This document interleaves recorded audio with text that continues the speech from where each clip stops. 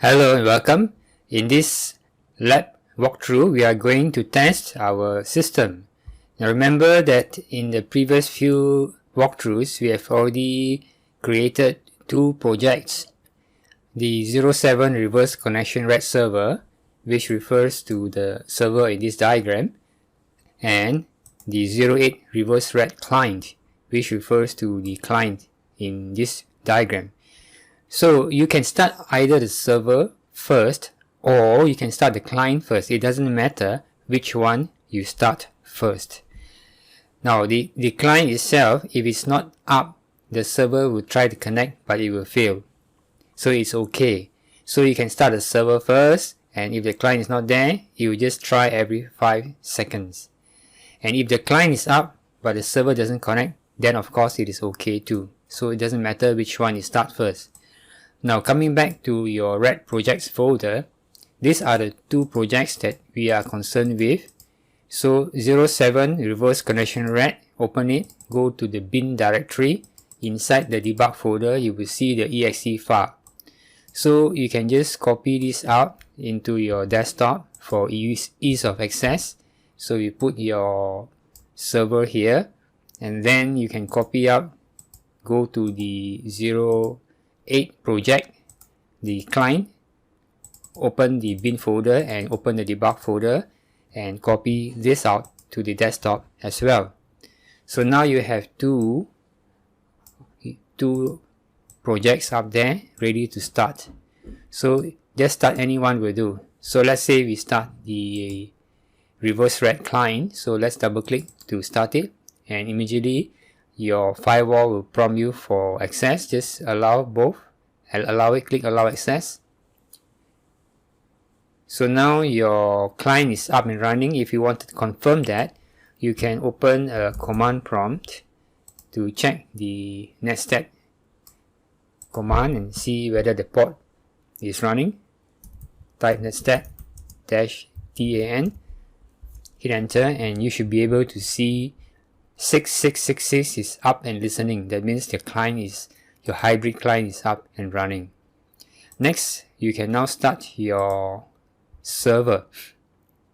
And remember, this server is a reverse connection, so it will not listen for ports. Instead, it will initiate the connection to your client. So let's run the server now and see what happens to your client. Immediately, you get a shell because the server has just connected to it. And now you can type commands here. You can type who am I, and you hit enter on your keyboard, and you see the result coming back, telling you that you are this such and such user with this machine. Then you can type other commands, for example dir, and hit enter, and you will see the directory listing for this file, this folder, desktop. And then you can change to a different directory. If you want, you can go straight to the C directory, and now you're in the C directory.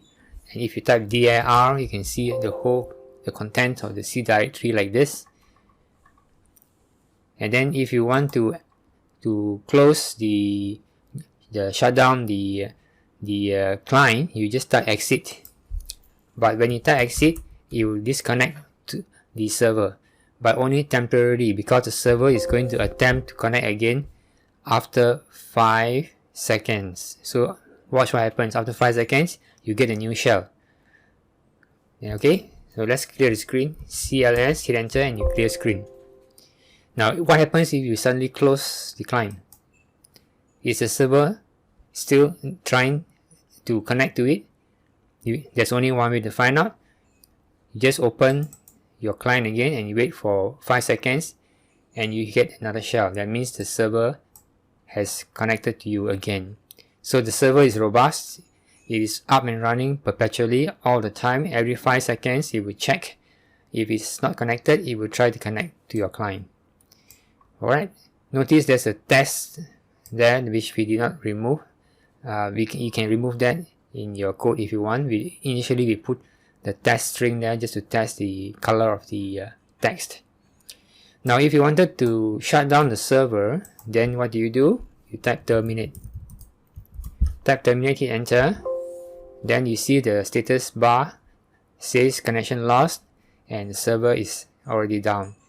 So how do you confirm the server is down?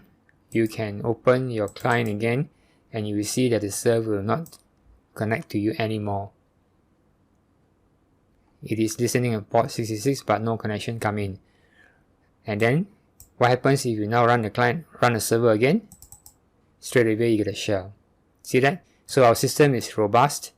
It can withstand shutdowns and disconnections and termination and exits and so on. Alright, so it is working. So this concludes this section of the course. Thank you very much for watching.